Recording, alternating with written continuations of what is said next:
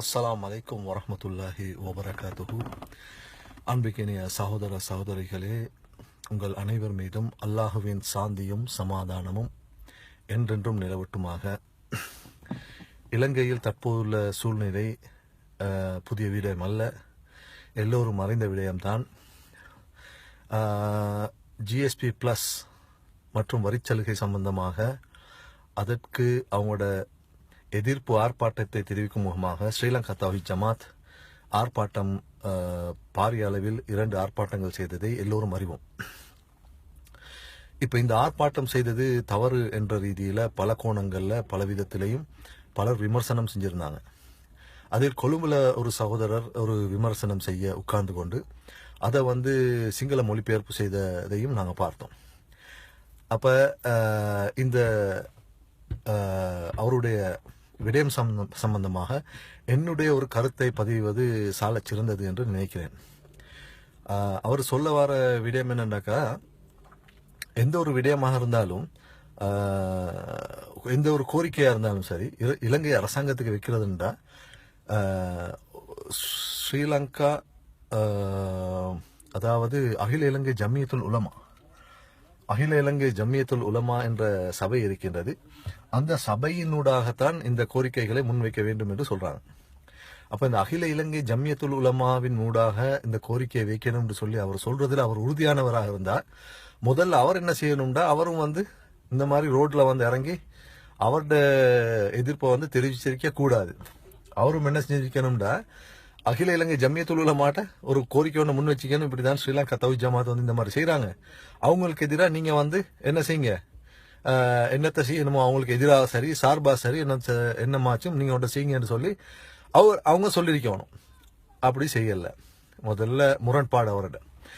அடுத்தது என்னண்டா, அவரு அடுத்த ஒரு விஷயம் வைக்கிறாரு என்னண்டா, நாங்க எல்லாம் ஒரு சுழுஜாத்திய மட்டும் இல்லை, நாங்க ஒரு அந்நிய நாட்டில் வாழ்றோம் அப்படி சொல்றாரு. ஒரு அந்நிய நாட்டில் நீங்க வாழ்றீங்கன்னு சொன்னா உங்களுக்கு என்ன ஒரு ஐடென்டி கார்டு இல்லையா?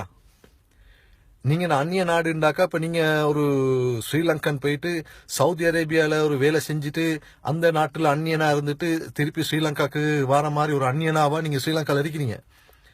இப்ப என்ன பிரச்சனைண்டாக்கா, நீங்க சொல்றீங்க என்னன்னாக்கா அகில இலங்கை ஜம்மியத்துல் உலமாக்கு உங்களோட கோரிக்கையை முன்வைங்க. இதுக்கு முன்னாடி நாங்க பார்த்தோம் எத்தனை விஷயங்களை அகில இலங்கை ஜம்மியத்துல் உலமா என்னத்தை செஞ்சாங்கன்றதை நாங்க பார்த்தோம். என்ன செஞ்சாங்க, இந்த ஸ்ரீலங்கால முஸ்லிம்களுக்கு என்று சொல்லி பிரத்யேகமா இருக்கக்கூடிய உரிமைகள் இந்த அகில இலங்கை ஜம்மியத்துல் உலமா எடுத்து கொடுத்த உரிமை அல்ல. இதை எங்கட முன்னோர்கள் பல கஷ்டங்களுக்கு பல துயரங்களுக்கு மத்தியில எடுத்து கொடுத்த ஒரு உரிமைகள். இப்ப இந்த உரிமையை விட்டு கொடுக்கிறது என்று சொல்லி சொன்னா சும்மா உங்களுக்கு வீணா விட்டு கொடுக்க இயலாது. இப்ப உங்களுக்கு தெரியும் நாட்டில் இருக்கிற சூழல் எப்படின்றது தெரியும். இப்ப நாட்டில் இருக்கிற சூழல் எப்படின்னா, ஒரு விஷயத்தை நீங்க விட்டு கொடுக்கறது லேசி, ஆனா திருப்பி நீங்க அதை பெறுறதுன்றது இருக்குதே, அது உங்களுக்கு லேசான விடயம் ஒன்று இல்ல. அதிலும் கூட இந்த மாதிரி ஒரு சூழல்ல ஸ்ரீலங்காவில் இருக்கக்கூடிய சூழலா இருந்தாலும் சரி, உலகளாவிய ரீதியில் இருக்கக்கூடிய சூழலா இருந்தாலும் சரி, முஸ்லிம்களுக்கு என்று சொல்லக்கூடிய உரிமையை எடுத்துக்கொள்ள இயலாது. அப்ப அகில இலங்கை ஜம்மியத்துல் உலமா இந்த விடயமா என்ன செஞ்சாங்கன்ற நான் இதுல சுட்டி காட்ட வேண்டிய எங்களுக்கு ஒரு கடமை ஒன்று இருக்குது. என்ன செஞ்சாங்க, அகில இலங்கை ஜம்மியத்துல் உலமா ஒரு அறிக்கை விட்டாங்க. என்ன அறிக்கை விட்டாங்க, இவ்வளவு காலமும் முஸ்லிம்கள் ஸ்ரீலங்காட சுதந்திர தினத்துல கொடிய போடல, பள்ளியில போடல. என்னத்தை செஞ்சாங்கன்னாக்கா, ஒரு முஸ்லிமுக்கு ஊட்டக்கூடிய ஒரு தைரியத்தை ஊட்டாம கோழைத்தனமான விடயங்களை ஊட்டினாங்க. என்ன செஞ்சாங்கன்னா, ஸ்ரீலங்கா சுதந்திர தினத்துல நீங்க என்ன செய்யுங்க, முஸ்லிம்களே முதல்ல சுபகுக்கு போறோம் உங்களோட ஸ்ரீலங்கா கொடியை போடுங்க பள்ளிகள்ல, சுதந்திரம் கிடைச்சுன்னு சொல்லி. அதே மாதிரி நாங்க பார்த்தோம், அந்நிய மார்க்கம் ஆட்கள்ட, அதாவது பௌத்தர்கள்ட ஆலயங்களுக்கு சென்று அந்த ஆலயங்களை சுத்திகரித்து கொடுக்க ஒரு யோசனையை சொன்னாங்க. அதனால என்ன நடந்துச்சுன்னு சொன்னா, ஸ்ரீலங்கால பௌத்த ஆலயங்களை போயிட்டு சுத்தம் பண்ணி கொடுத்தாங்க. இதுகால வரைக்கும் இப்படியான செயல்களை முஸ்லிம்கள் செய்யல. என்ன செஞ்சாங்கன்னா, ஸ்ரீலங்காக்கு முஸ்லிம்களுக்கு தேவைப்படுற மத ஆலயங்களை கட்டினாங்களே தவிர அந்நிய ஆலயங்கள்ல போயிட்டு அவங்களோட ஆலயங்களுக்கு உதவி செய்யக்கூடிய ஒரு விதத்தை காட்டல, செய்யல. அவங்களோட அந்நிய ஆகமிக்க மினிசுன்வா அப்படி கருக்கராண்டோனி அவங்கள நாங்க மதிக்கிறோம். ஆனா மதிக்கிறோம்ன்ற பேர்ல அவங்க செய்யறதெல்லாம் எங்களுக்கு செய்ய இயலாது. ஏன் அல்லாஹ் திருக்குரான்ல சொல்றான் என்னன்னாக்கா, குல் யா ஐயுஹல் காஃபிரூன் லா அபுது மா தஅபுதூன், ஏ காஃபிர்களே, நீங்க வணங்குறத நாங்க வணங்க மாட்டோம், நாங்க வணங்குறத நீங்க வணங்கவே மாட்டீங்க, உங்களோட மார்க்கம் உங்களோட, எங்களோட மார்க்கம் எங்களோட, அந்த வரையறையோட நான் உங்களை பழகணும். அப்ப அந்த அந்நியர்களுடைய என்னத்தை செஞ்சாங்கன்னா, ஆலயங்களை போய் சுத்தம் பண்ணி கொடுத்தாங்க, பெயிண்ட் அடிச்சு கொடுத்தாங்க, சுண்ணாம்பு பூசினாங்க.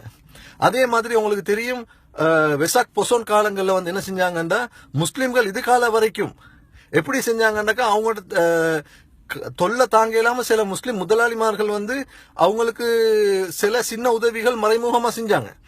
இப்ப என்னத்த செஞ்சாங்கண்டா, அவங்களாகவே முன் வந்து பௌத்த ஆட்கள்கிட்ட வந்து அதுக்கு என்ன சொல்றது, பிங்பாத் அந்த இதை கொடுத்தாங்க, தன்சலையை கொடுத்தாங்க. இப்ப இந்த மாதிரி தன்சலை கொடுக்கக்கூடிய ஆட்களாகவும், அந்நிய மதத்தவர்கள்ட்ட ஆலயங்களை சுத்தம் பண்ணக்கூடிய, அதுக்கு பெயிண்ட் அடிக்கக்கூடிய ஆட்களாகவும், அவங்களோட பிரஷர்களுக்காக வேண்டி என்ன செஞ்சாங்கன்னா, ஒவ்வொரு விடயமும் முஸ்லிம்கள் தங்களுக்கு இருக்கக்கூடிய உரிமைகளை விட்டு கொடுத்துக்கிட்டு போறாங்க. அந்த அடிப்படையில் இன்னொரு விஷயம் என்னன்னாக்கா, அந்த ஹலால் விடயம். இப்ப இந்த ஹலால் விடயத்துல வந்து முஸ்லிம்களை வந்து எந்த அளவுக்கு ஜமியத்துல் உலமா என்ன அளவுக்கு முதல்ல வந்து ஆக்ரோஷமா இருந்தாங்களோ, ஜனாதிபதி மஹிந்த இருக்கும் போது அவர் வந்து அவரோட மாளிகைக்கு வந்து அந்த ஆட்களை கூப்பிட்டு, அதாவது உலமாக்கள் ஜமியத்துல் உலமா சபை ஆட்கள் எல்லாத்தையும் கூப்பிட்டு ஒரு சாப்பாடு ஒன்றையும் போட்டு, பிரியாணி சாப்பாடு ஒன்றையும் போட்டு, அவங்களுக்கு சில புத்திமதிகளை சொன்னதுக்கு அப்புறம் அவங்களோட வீரியம் எல்லாம் குறைஞ்சிடுச்சு. அதோட என்ன செஞ்சாங்கன்னாக்கா, இந்த ஹலால் விஷயத்துல வந்து என்ன செஞ்சாங்க, விட்டு கொடுத்துட்டாங்க. அப்ப உங்களுக்கு பார்க்கலாம் என்னன்னாக்கா, இந்த மாதிரி விஷயங்களை தான் முஸ்லிம்களை பிரதிநிதித்துவப்படுத்தக்கூடிய அமைப்பு செய்துன்றதை நாங்க மிச்சம் கிளியரா பாக்குறோம். அப்ப இந்த மாதிரி விஷயத்தை வந்து செய்யக்கூடிய ஒரு கோழைத்தனமான ஒரு அமைப்புல வந்து எங்கட கோரிக்கையை நீங்க கொடுங்கன்னு சொல்றீங்களே, உங்களுக்கும் இந்த கோழைத்தனம் வந்ததுனாலதான் நீங்க இந்த மாதிரி சொல்றீங்க. இப்ப நீங்க என்னத்தை எதுக்காக இப்படி சொல்றீங்கன்னா, உங்களுக்கும் இந்த மாதிரி ஒரு கோழைத்தனம். என்ன கோழைத்தனம், நாங்க வந்து அந்நிய நாட்டில் இருக்கிறோம் சொல்ற அளவுக்கு நீங்க ஒரு ஸ்ரீலங்கனா இருந்து கொண்டு அந்நிய நாட்டில் இருக்கிற சொல்ற அளவுக்கு நீங்க கோழையாவிட்டீங்க. நீங்க எல்லாம் ஸ்ரீலங்காக்கு உங்களுக்கு பாஸ்போர்ட் இல்லையா, ஸ்ரீலங்கா ஐடென்டி கார்டு இல்லையா, நீங்க ஸ்ரீலங்கன்டாக்கா ஸ்ரீலங்கன் தான். அப்ப ஸ்ரீலங்கன்ற ரீதியில நாங்க என்னத்தை செய்யறோம்னாக்கா, முஸ்லிம் இஸ்லாம்ன்ற மதத்தை நாங்க ஏற்றுக் கொண்டிருக்கிறோம், முஸ்லிம்களாக நாங்க வாழ்றோம். அதே மாதிரி இதுக்கு ஒரு சிறந்த உதாரணத்தை நான் எனக்கு சொல்லலாம். எப்படின்னா, இப்ப நாங்க எலெக்ஷன் காலங்கள்ல உங்களுக்கு பார்க்கலாம், எலெக்ஷன்ல பலவிதமான அமைப்புகள் இருக்குது. அதாவது யூஎன்பி இருக்குது, எஸ்எல்எஃப்பி இருக்குது, ஜேவிபி இருக்குது, அந்த மாதிரி வாமானிய பக்ஷ சொல்லி ஒவ்வொரு பக்ஷேவல் இருக்குது. இந்த பக்ஷேவல்ல வந்து நாங்க பார்த்தோம்னா ஜேவிபி, அதாவது யுனைடெட் நேஷனல் பார்ட்டி யூஎன்பி வந்து பெரிய கட்சியா இருக்கும், பிஏ அது வந்து அதை விட பெரிய கட்சியா இருக்கும். அப்படியே நீங்க பார்த்துட்டு போனீங்கன்னா கடைசியில் ஒரு சின்ன ஒரு கட்சி இருக்கும். அந்த சின்ன ஒரு சுலுஜாத்திக கட்சியா இருந்தாலும் சரி, அவங்கள்ட்ட ஸ்ரீலங்காட உரிமை அப்படியே இருக்குது. இந்த உரிமையை வந்து ஒரு நாள் விட்டு கொடுக்கறது இல்லை. அதாவது நீங்க எலெக்ஷன்ல வந்து பெரிய கட்சியா இருந்தாலும் நீங்க ஸ்ரீலங்கன் தான், சின்ன கட்சியா இருந்தாலும் ஸ்ரீலங்கன் தான். அப்ப அந்த அடிப்படையில நாங்க அந்த இலங்கையர்கள்ன்ற இதை வந்து ஒரு நாள் முட்டு கொடுக்க இயலாது. இப்ப நாங்க வந்து நீங்க எல்லாம் இந்த மாதிரி உங்களோட மதம் சம்பந்தப்பட்ட விடயங்களை நீங்க வந்து செய்யறா வெளிநாட்டுக்கு போங்கன்னு சொல்லக்கூடிய வார்த்தைகளை அவங்களோட அடுத்த மதத்தாள்கிட்ட வார்த்தைகள் நாங்க கேட்கிறோம். இப்ப இத வந்து மதம் சார்ந்து அவங்க பேசுறாங்க. இப்ப மதம் சார்ந்து அவங்க பேசுறா, இன்றைக்கு நாங்க பாக்குறோம் வந்து புத்தகம எங்க இருந்து ஆரம்பிச்சிச்சு. இப்ப முஸ்லிம்கள் வந்து செய்யக்கூடிய ஒவ்வொரு விஷயம் வந்து, நீங்க இந்த மாதிரி ஆர்ப்பாட்டங்களோ இந்த மாதிரி உங்களோட தேவைகளை நீங்க கோரிக்கைகளை நிறைவேற்றன்னு சொன்னா நீங்க வந்து எங்க வைங்க, சவுதியில கொண்டு போயிட்டு வைங்கன்றாங்க. ஏன், இஸ்லாம் வந்து அங்கதான் ஆரம்பிச்சிச்சு. இப்ப அத மாதிரி பௌத்தர்களுக்கு சொல்லக்கூடிய அவங்களோட உரிமைகளையும் வந்து கேட்கிறேன்னா, மதம் சார்ந்து இதை பேசுறேன்டாக்கா என்னத்தை செய்யணும்டாக்கா, அவங்க வந்து ஸ்ரீலங்கால இந்த உரிமையை கேட்கலாது. என்னத்தை செய்யணும், உங்களுக்கு பௌத்தர்களுக்கும் பிரச்சனைக்குண்டாக்கா நீங்க என்னத்தை செய்யுங்க, மதம் சார்ந்து இதை நீங்க பேசுறீங்கன்னா இந்தியாவில கொண்டு போயிட்டு உங்களோட உரிமையை வைங்க. ஏன்னா இந்தியாவில தான் பௌத்தம் வந்து ஆரம்பிச்சிச்சு. அப்ப இந்த அடிப்படை வந்து தவறான அடிப்படை. அதே மாதிரி மக்களுக்கு வந்து தைரியத்தை ஊட்டக்கூடிய ஆட்களை தான் வரணுமே தவிர, இந்த மாதிரி மோடர்களை வந்து உங்களோட பேஸ்புக் போஸ்ட்ல போட்டு நீங்க இன்னும் ஸ்ரீலங்கன் முஸ்லிம்ஸை வந்து மடையனாக்க வேணும், கோழைகள் ஆக்க வேணும். ஒரு முஸ்லிம்களுக்குன்னு சொல்லி இருக்கக்கூடிய, அதாவது சிறுபான்மை இனத்துக்குன்னு சொல்லி இருக்கக்கூடிய உரிமைகள் இருக்குது இந்த நாட்டுல. அந்த நாட்டு உரிமையை வந்து அந்த நாட்டு சட்டத்துக்கு உட்பட்டு செய்யதான் வேணும். இப்ப இந்த நாட்டுல வந்து நாங்க பாக்குறோம் பலவிதமான உரிமை போராட்டங்கள் நடக்குது.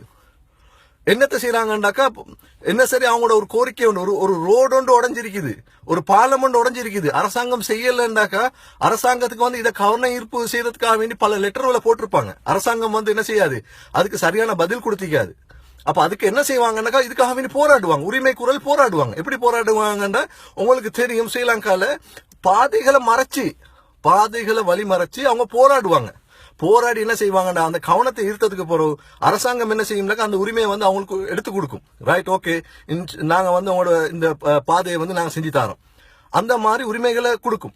அதே மாதிரி தான் எந்த ஒரு ஸ்ரீலங்கன் சொல்லக்கூடிய, அது முஸ்லிமா இருக்கலாம், தமிழராக இருக்கலாம், பௌத்தராக இருக்கலாம், கிறிஸ்தவராக, கத்தோலிக்க, இல்லாட்டி எந்த ஒரு மதத்தை சாராமலும் இருக்கலாம், எல்லாத்துக்கும் அவங்களோட உரிமை செய்யக்கூடிய கோரிக்கைகள் வந்து அரசியல் ரீதியில வந்து எந்த மாதிரி கோரிக்கைகளை முன்வைக்கணுமோ அந்த மாதிரி கோரிக்கைகளை தான் வச்சிருக்குது அரசாங்கம்.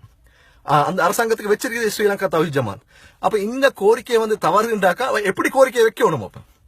இப்ப இந்த மாதிரி முஸ்லிம்களோட உரிமைகளை வந்து சிறுபான்மை இனத்தவர்களோட உரிமைகளை பறிக்கும் போது இந்த மாதிரி விட்டு கொடுத்துட்டு போனா நாளடைவில் என்ன செய்யணும்னு சொன்னா இது எங்களுக்கு ஒரு பிரச்சனையும் வராது, எங்களுக்கு வரக்கூடிய சமுதாயத்துக்கு வந்து சரியான இது ஒரு பிரச்சனை. இப்ப இந்த பிரச்சனைக்கு வந்து நாங்க ஒரு நாளும் ஒட்டு கொடுக்க இயலாது. அதாவது இப்ப இன்றைக்கு ஜிஎஸ்பி பிளஸ் மற்றும் வரிச்சலுகை சம்பந்தமாக முஸ்லிம்கள் திருமணத்துல செய்யக்கூடிய சில அட்ஜஸ்ட்மெண்ட்டை செய்யுங்கன்னு சொன்னாங்க. ரைட், ஒரு உதாரணத்துக்கு நாங்க இதை விட்டு கொடுத்தோம்னு சொல்லுங்களேன். நாளைக்கு என்ன செய்வாங்கன்னா உங்களுக்கு தெரியும், ஐரோப்பிய நாடுகள்ல வந்து மதம் சாராத போக்கு தான் இருக்குது அரசியல்ல. அப்ப அந்த அரசியல் என்ன செய்வாங்கன்னாக்கா 15-16 வயசு ஒரு பிள்ளைக்கு வந்து என்னத்தை வேணாலும் செய்யலாம், அந்த பேரண்ட்ஸ்க்கு வந்து தட்டி கேட்க இயலாது. அதாவது மதம் சார்ந்தும் இருக்கலாம், மதம் சாராமலும் இருக்கலாம், எதிர்க்க இயலாது. அவங்க சார்ந்த மதம் சம்பந்தமாக நீங்க இப்படித்தான் செய்யணும்னு சொல்லி அந்த புள்ளைய வந்து எங்களுக்கு வளர்க்க இயலாது. ஏண்டாக்கா அது வந்து அந்த புள்ளையோட சுதந்திரம் சொல்லி அவங்க விட்டு கொடுத்துக்கிறாங்க.